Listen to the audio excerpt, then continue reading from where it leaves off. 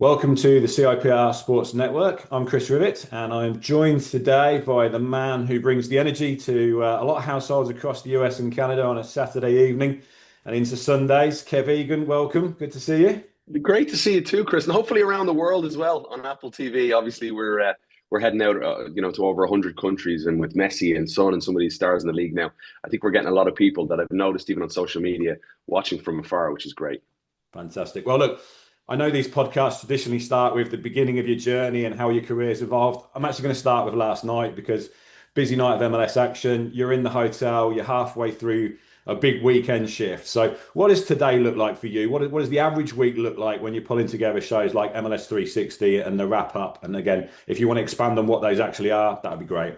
Yeah, so MLS 360, it follows a show called Countdown. Countdown is a 1 hour pregame show on Apple TV. And then we head into 360, which, if anyone is familiar with the NFL Red Zone, this is our version of it. You go on air, we're on air for 5.5 straight hours with that show alone, and with Countdown, it's 6.5 straight hours where I don't go to the bathroom. It's you're in that seat, and it's high octane, full of energy. And we're bouncing from game to game with analysts in studio on the desk alongside me. So we could be at a game in Atlanta, and there could be a breakthrough moment, perhaps, and as we call it, a key play alert in a game elsewhere. So we've got to go, say, from Atlanta to New York to LA, and it's a great laugh and good fun along the way, where the analysts are breaking down all the key moments, whether it's the goals, some great chances, maybe it's a refereeing decision that they're discussing and someone sent off. I don't know. It could be anything that's a talker for us. Where we'll try our best to break it all down and be as fair and entertaining as possible. And then on Sundays, I do a show called Wrap Up later on in the day, which takes you through the weekend that was, basically. So on a Sunday, I'm usually tired because if you're on air for 6.5 hours straight, it is, it's consuming. It takes it out of you. So wake up kind of when I wake up, don't set an alarm on Sunday, and have the coffee in hand here, Chris. And yeah, get ready for wrap up a little bit later on, but I'll probably try and go play a little bit of pickleball or something if someone's around here today in Stanford. Excellent. Now, spontaneity is the key to the show. I've been with you when you've prepped. You put yourself in a zone, you're focused. What does that prep look like? Is this a case of you obviously being across the main talking points for the weekend, but given that anything could happen, how do you Yeah. prepare yourself? Because this isn't just about 4 or 5 days in the build up. This is what your career's kind of led you to, hasn't it? Yeah, I think so. And there's so many different, like it's like a spider diagram really of the areas of prep that you have to look into. Because first of all, obviously you have to be prepared for the subject that you cover. And for anyone listening to this that may be interested in going into broadcasting, going into football, knowing your subject, knowing the players and being fair to the players and the coaches and the clubs is the most important thing. You have to know your subject. And aside from that, so then obviously I'm listening to press conferences. I'm going through the hashtags on Twitter. I think is actually more important than people think, because it gives you a great sense of the temperature at each and every club that you're covering. So you want to know what the heartbeat is like in that moment in time for each and every club. So going through the different social media accounts and the journalists that follow the clubs in every city is very important. And then aside from that, it's also understanding that this is entertainment, understanding that we're in a role where people give us their blessing to say to sit down on a Saturday night with a cocktail or a cup of tea in hand and say, well, I'm going to give my time to MLS 360, and they don't want to be bored. So it's how do we entertain? How do we keep it fast paced, high octane, like you say, and make sure that we're covering the league in a fair and balanced way? And I think the entertainment, the knowledge, the opinion, it's all very important on a show like this. So it's about how do we strike the right balance. I know the people to my left on the desk very well now. So I know where their strengths are. And I hope that, I lean into what their strengths are. For example, Bradley Roy Phillips is a former Premier League player. He's a two-time Golden Boot winner here in Major League Soccer. And BWP has an unbelievable eye for seeing attacking movements and play. And he's Ian Wright's son, so he grew up with it in England. But aside from that, he's been around the game and just has that natural feel and smell that sometimes former players simply don't have. So in the moment, he'll spot something. Like I remember Idan Toklamadi, a striker for Charlotte, was coming through at like 18 years of age. And it was his first few minutes on the pitch. And he said, I like this kid. I like this kid. And here's why. And he pointed out two or three of the moments that most people, I don't think, would notice at all. that he wasn't receiving the right passes back, but he said the goals are going to come when they understand his movements. And I just love to appreciate what the analysts bring. And then hopefully as a host, my job is to facilitate everything and then get the very best out of them. When they're shining, that's when I'm doing my job. Apple TV deal came together in 23. How's it evolved in that time? Because as you say, you've built up that relationship. You know who to go to get the best opinion or to start the debate amongst the analysts. But in those early days where I know you knew of each other, but how much effort went in before you went on air to even being ready to kick this off, 4 seasons ago? It's funny you asked that because earlier today I was just thinking how my preparation has actually changed since I've gotten to know the guys so well. I wasn't the host originally. Apple TV and Major League Soccer began their journey in 2023. And I was a commentator. I was out commentating on the matches, going from ground to ground every weekend. And my background, which I'm sure you said you want to get into maybe a little bit later, but I was commentator slash host with WWE for 3 years on Raw and SmackDown, while I was also doing this. But I've always been involved in football. So I was a studio host at beIN Sports for years. I had a nightly show. So I love, love, love facilitating and hosting studio shows. I'm emceeing something during the week, the Business of Soccer Summit in Atlanta, and I can't wait because I love to be the facilitator, and that's something I really enjoy. So when the opportunity came about to fill in for the host that was there at the time, Liam McHugh, obviously I jumped at it and I went to New York and I jumped in and loved it. And so I kind of got asked back after that a little bit to be the host. And then the following year they said to me, "Will you take on the main host role?" And that's when, at that point, I'd already gotten to know Sash, Brad, and Kalen, and now Dax, I think, pretty well.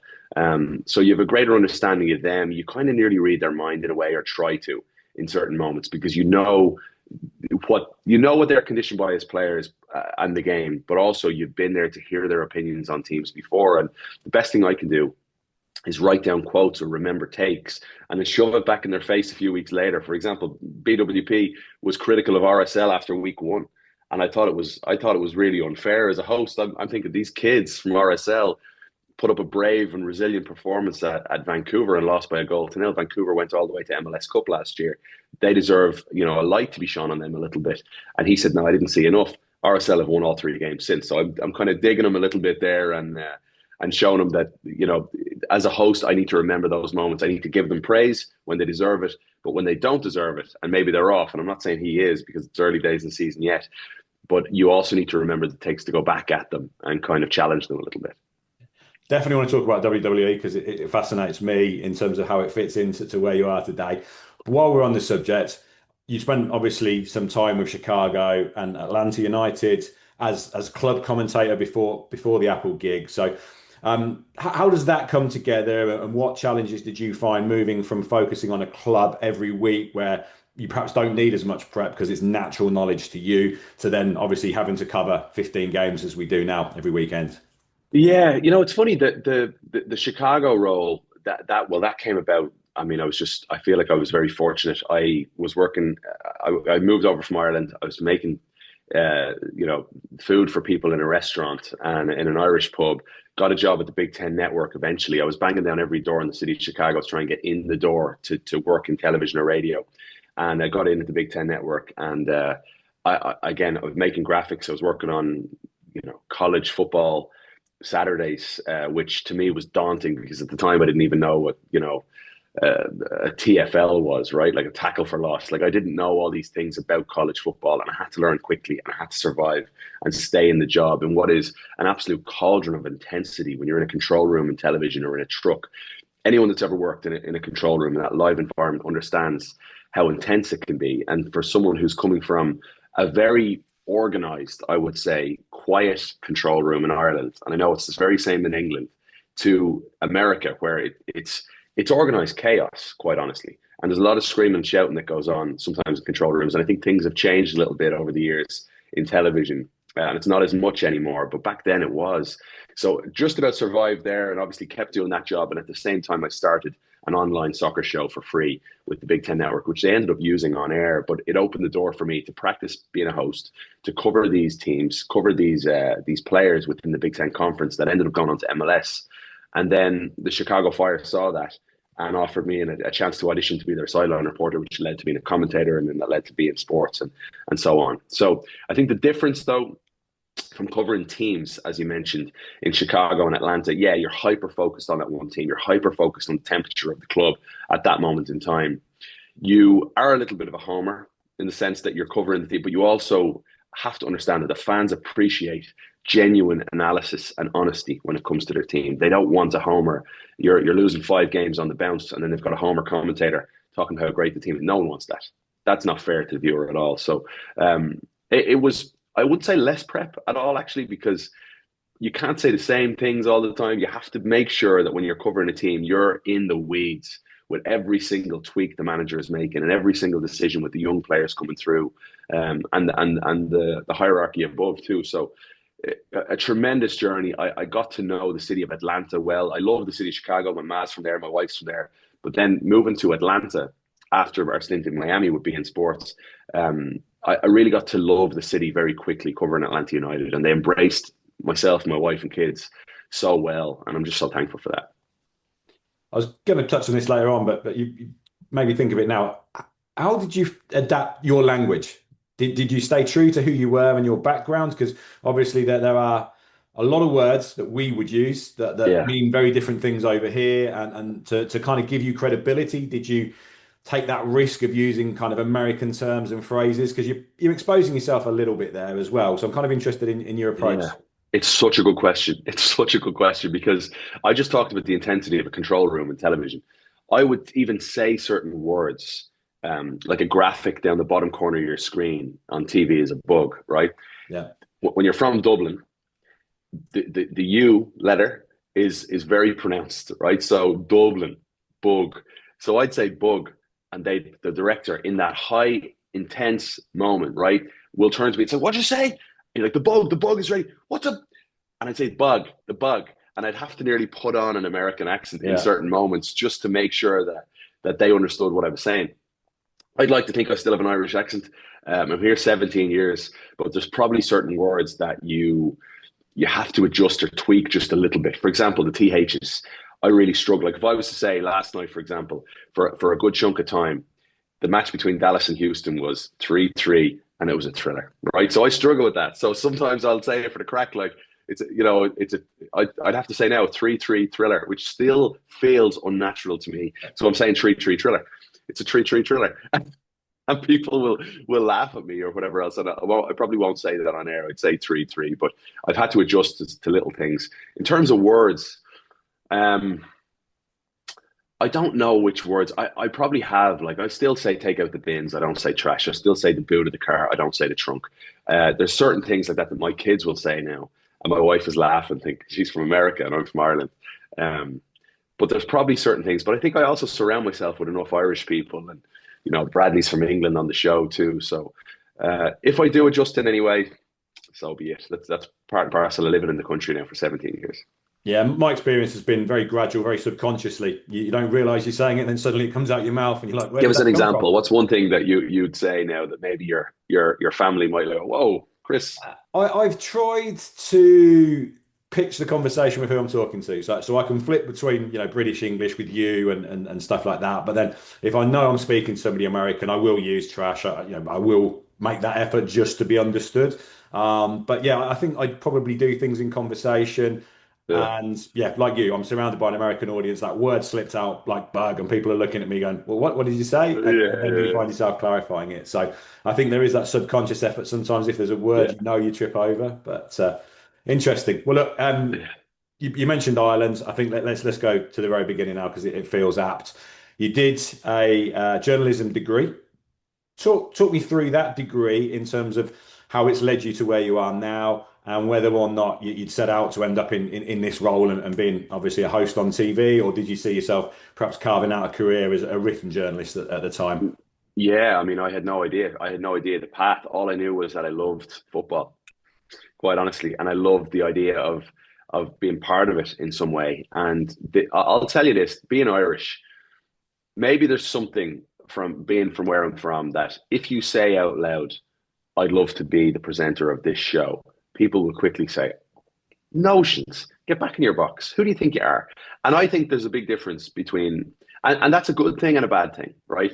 Because sometimes if you're 5'6" and you say, I want to be an NBA player, sometimes realism is not a bad thing, right? We say you're not going to be an NBA player, right? So that dream you have of being an NBA player if you're 5'6" is just not going to happen. There's certain things that can't happen in your life. You can. I'm a big believer in manifestation. Be a dreamer. Go for your dreams. And I'll always encourage everybody. But there was a sense in Ireland that for me, I would never have ever get to that position where you'd actually be hosting a show about football on television. That was, if someone would have said to me, "This is what you're going to end up doing," I would have laughed. I would have said, that's never going to be possible for me. I'm just a kid from Raheny in Dublin. There's no way that opportunity will ever come about. But it's funny how compounding happens over time with your interest maybe in the industry, the people you get to know, and all of a sudden, doors that you never knew existed start to open over time. And what happened with me originally was I would grow up watching Des Lynam like you would, presenting Match of the Day, or for me, Michael Lester was presenting what was called the Sunday Game in Ireland, which is our Gaelic football and hurling show. And I'd always just admire the role that they had and the job that they did. And I'd always love that show. So those folks I'd revere. And I never thought about I just knew TV and entertainment. There was something about that red light going on and those people being live in the moment. That always really appealed to me. And I had a chance to really think about it and chat to family. And I had this idea of being this entrepreneur that I had no idea what I wanted to create. It was just, I like the idea of one day being on Dragon's Den back in Ireland, or Shark Tank here. That sort of, again, notions, but no real plan. And it was my grandfather always said to me, you should go into sports. You know every stat. You know every single detail. You read every sports paper. That I'd go and buy 3 or 4 newspapers and read nearly the same article about the same story in every single newspaper just to see what the differences were. And maybe that passion led me to ultimately thinking, okay, journalism degree is the way to go. There was no like TV broadcast college course in Dublin at the time. It was journalism and media communications was the course I did in Griffith College in Dublin. And I was in first year in college, Dawson, having fun, freshers ball like everyone else, going out way too much, not taking the course seriously enough. But my big focus was playing Gaelic football. At the time I was playing the best ball of my life. First year college, I was breaking through into the senior, the first kind of team squad for our club. And then I tore my cruciate. I tore my ACL, and I'll never forget the moment the doctor said to me, "You're going to be out for a year, right? The ACLs now. You get back maybe 9 months later. Now, at the time, he said, look, it's going to be a year if you take this seriously on the way back." And I'll never forget the feeling of, well, what's my focus now? Where exactly am I focusing all my energy now? And I thought, get a job in TV, get a job, work your way in somehow. So again, knocked on every door, tried. I didn't know anybody in RTE, which is our version of the BBC in Ireland. I didn't know anybody, but I was trying my best just to figure out a way. So what I did was I applied to go be an audience member at every single show I could. So whether it was a kids TV show, whether it was a political show, an entertainment show, I'd apply online to be in the audience. And I'd apply by myself. So if one seat popped up, I'd get it. So I ended up going to a bunch of TV shows, and there was a floor manager called Johnny McGuigan at the time. And I'll never forget his name. I'll never forget how he was, because I went up to him afterwards and he was full of energy, this guy. And I said, I'm in college. Would you mind? Could I take one of the running orders, as we call it in Ireland, the rundowns now, basically a show script for how the show was going to work. And on it, it had all the people that worked on the show's phone numbers. So I thought, why not? Give it a rattle, see what happens. So the following Monday, pick up the phone at home, the old phones with the cords. Kids today don't know what we're talking about when we bring that up. And I remember calling around, and people just, maybe if I got them to answer, they'd say, oh, well, maybe contact this person, do this or whatever else. And I let it go another month. I didn't have any joy. And I ended up calling the same guy twice. I called him back and he said, listen, don't call me again. Look, I don't have anything for you, but I have heard that there's an agency that RTE are working with now called the Production People that basically hire runners to make tea or coffee and be around the shows. I thought that is the perfect in for me, because I don't know enough about TV to get a role, to actually land a job. But if I'm making the tea and coffee, I have access to every single room. And this was my thought process at the time. And I got the job and I ended up starting for the Olympics in Greece in 2004. And I was so overwhelmed. I remember walking in, people are running everywhere and it was so busy and there's so many different sports going on, obviously, with the Olympics. But I was making tea and coffee, and I was as happy as a pig in shite because I was just, meeting all the people again that I revered, like the Michael Lesters, Bill O'Hurley, these legends in Ireland that I'm walking in and saying, "Can I get you tea or coffee? Can I get you anything at all?" And I knew, I think in the back of my head that that was the end that I needed. And I'm sorry for the long-winded answer here, Chris, but it was just so important, and this is so important for anyone listening here today, that when you get a little break like that, and when you get in the door, what are you going to do with that time? What are you going to do with it? Like, are you going to capitalize on the moment? Are you going to be a sponge and listen and learn in every single scenario? Are you going to be polite? Are you going to remember stuff about people, including their names, look them in the eye, shake their hand, do the world class basics that maybe, just maybe, they might say to you, "So, what do you want to do long term? What would you like your job to be here if you, in television?" And so my job in the back, or my um, thought in the back of my mind was, if they asked me, I'd say I'd just love to work in football, Gaelic football. The GAA was a huge passion of mine, and still is, and then obviously working in soccer as well. And sure enough, I was there for about a year and a half making tea and coffee, and then a role popped up for the World Cup in '06 and for the Sunday game, the GAA, as a researcher.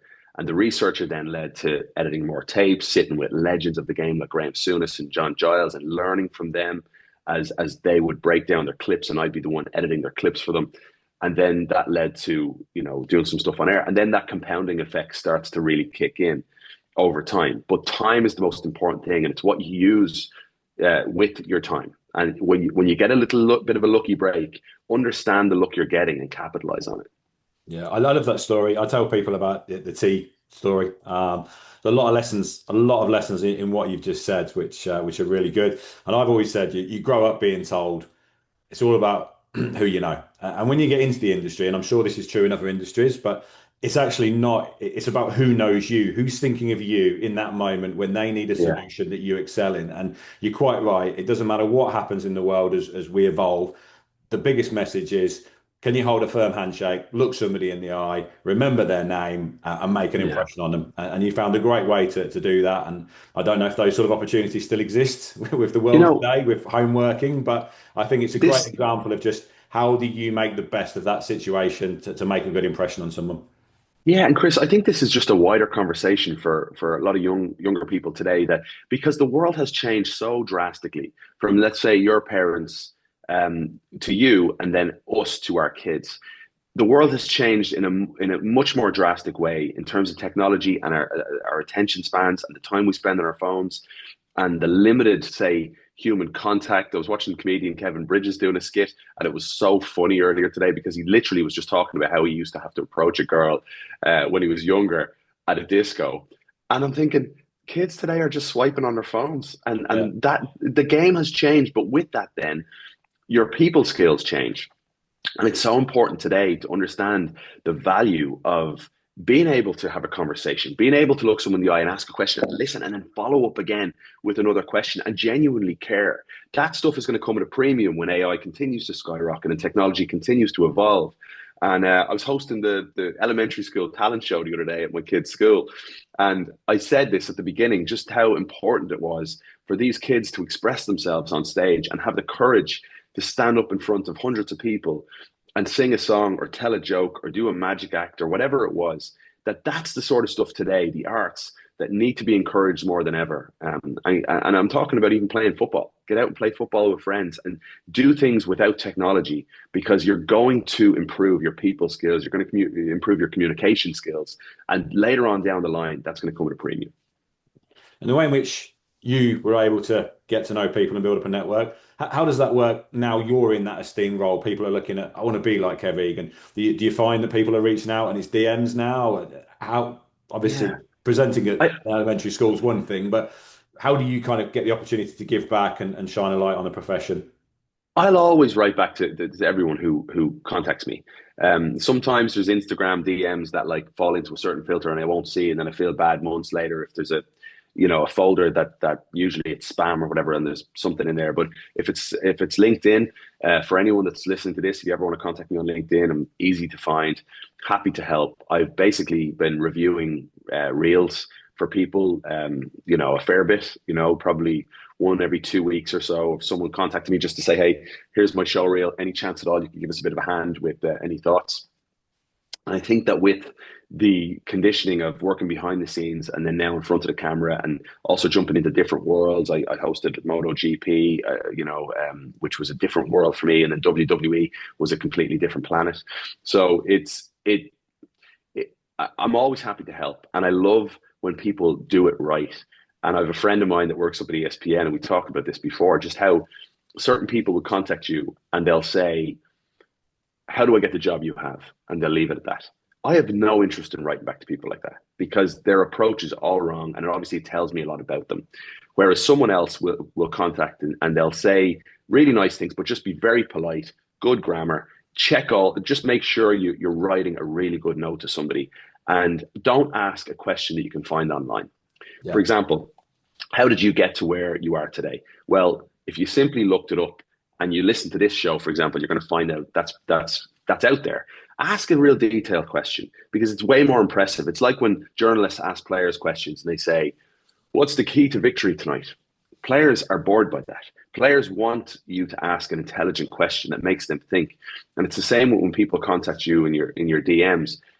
Find, even if you just said like, what's one piece of advice that you have that's changed from when you were breaking through to what I'm doing today? What's one trend that you've noticed that maybe I could capitalize on, and ask something that makes me think, okay, this person's serious about what they're doing.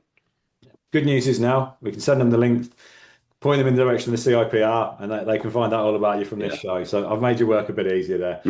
So WWE, we could do a whole show, I think, having been fortunate enough to have this conversation with you about how it all came together. But what I'm interested in is in the time that you did WWE and the challenges that you overcame, and I think I'm right in saying you were the first non-American to present. Non-North American, yeah, to present in that role. So the challenges that you faced, what did you learn from that you now apply in soccer, and how did it help you, if there is anything? Oh man, yeah, there's so much. 3 wild years, learning and being conditioned by really good broadcasters. And I think the biggest takeaway from that, obviously, there's many layers underneath. It's a high pressure job. You at the beginning, Vince McMahon is in the ear, or the producer Kevin Dunn, and their standards are incredibly high. They expect a certain delivery and they expect it in a certain way. I was a backstage reporter, and then I graduated to be the lead commentator for Monday Night Raw and Friday Night SmackDown. And I was learning a lot from Michael Cole, who was a legendary commentator there and part of that world for almost 30 years. So I think the biggest takeaway, though, which I've taken over to the football world, the number one takeaway is storytelling.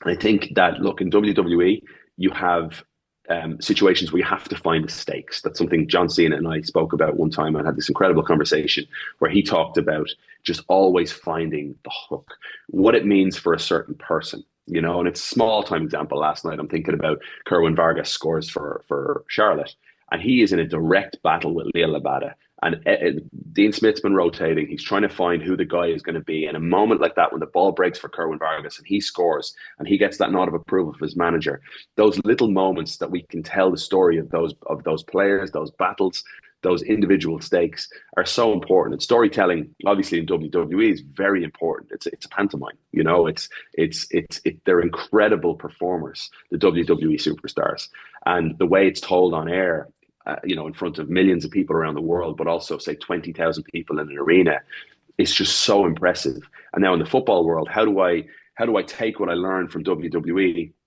and the storytelling into a show like MLS 360? I think it's fairly easy, because in my prep, the first thing I'll do on my page is I'll ask myself, what is the story of the match? And that's exactly what I used to do at WWE through the training that I had there. And the story of the match is basically, what's the biggest thing at stake in this game today? When I have, at the beginning of a match, 15 seconds or 20 seconds to quickly pitch a story to an audience, I don't want to start talking about stats unless it's a big story. I want to find the emotional beat in that moment to trigger something with someone at home, to make sure that they understand there is something at stake in this game. Yeah, it could be 8 against 9 in the Eastern Conference, but there's a story somewhere there that really matters for people. And that's what I think I've taken the most from my time at WWE. And once a year, goalkeeper wars. And for anyone who doesn't know what I'm Yeah, talking about, Google it. It's part of MLS Skills Challenge. It's a phenomenal thing. But goalkeeper wars, partner now with WWE for the belt as a presenting partner. So what's that yeah. like once a year? Is that just a nostalgic trip down memory lane for you in the Yeah, I summer? mean, I'm out there. Like, I'm great pals with Seamus. He's been out.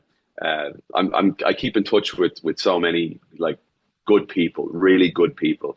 Like WWE, the thing about it is you're traveling, so you're on the road, the whole time. And I was also doing it with Apple TV, and football was my true love. So I never felt like WWE was a real long term thing.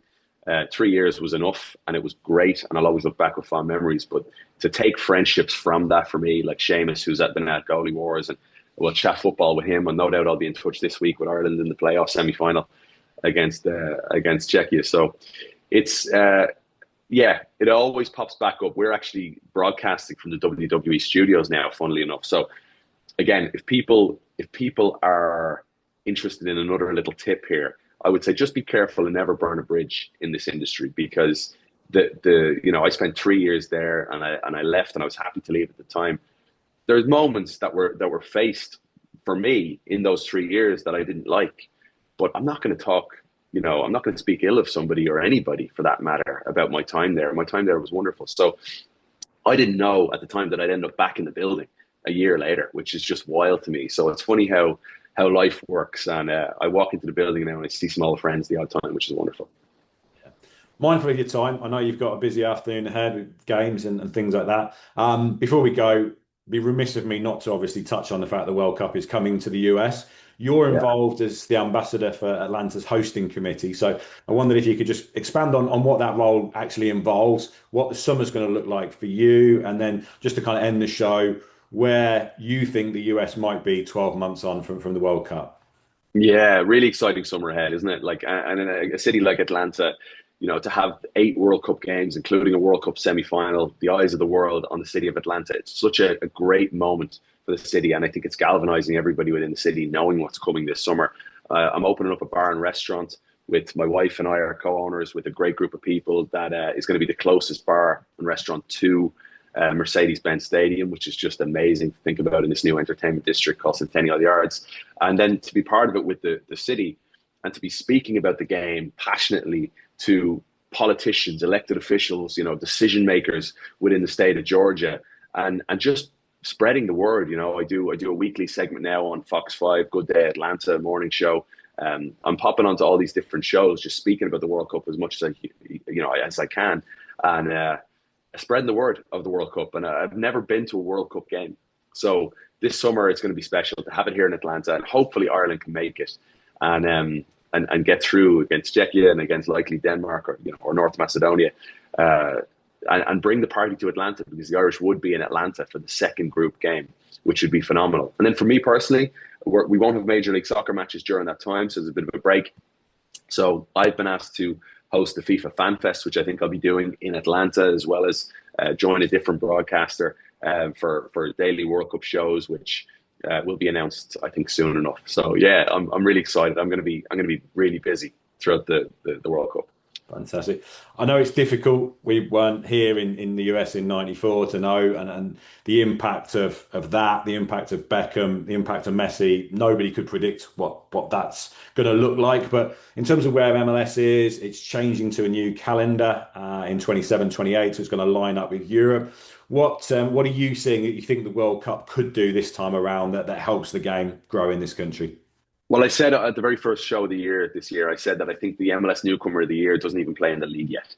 And I think what we're seeing with the moves, Thomas Muller, Son Heung-min, Rodrigo de Paul, we're seeing stars around the world flock to Major League Soccer at a much quicker rate than ever before. And with that, you've got massive followings, and we're on Apple TV going out with the click of a button around the world.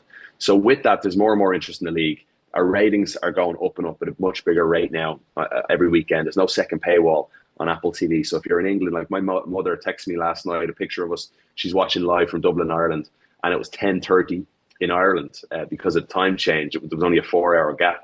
So she's sitting up, probably having a glass of red, watching her son over in America, which is really cool for me. So I think we're going to continue to see this evolve. Like, it's not even just these names. it's the followings that they bring. You know, like Son Heung-min is the biggest Asian superstar in sports. Thomas Muller, you know, a World Cup winner, a legend of the game. You know, Griezmann, if he comes to Orlando, brings his 40 million Instagram followers. Like it's the crazy stats for me that stand out. Like, for example, in North America, out of all the athletes that compete in all sports in North America, MLS has 3 of the top 5 most followed on social media. You know, which is wild. Like Messi's obviously number one. Then you've got LeBron James, Steph Curry, and then it's James Rodriguez and Luis Suarez. Son Heung-min, Thomas Muller, Griezmann will be right up there too. So all of these guys coming over will bring their followings with them. We're in the age of the individual blockbuster, the superstar. And I think that MLS will continue to go after stars as well as bring through young players from the academy and the young stars from South America. And that's a lovely blend for the future of the league.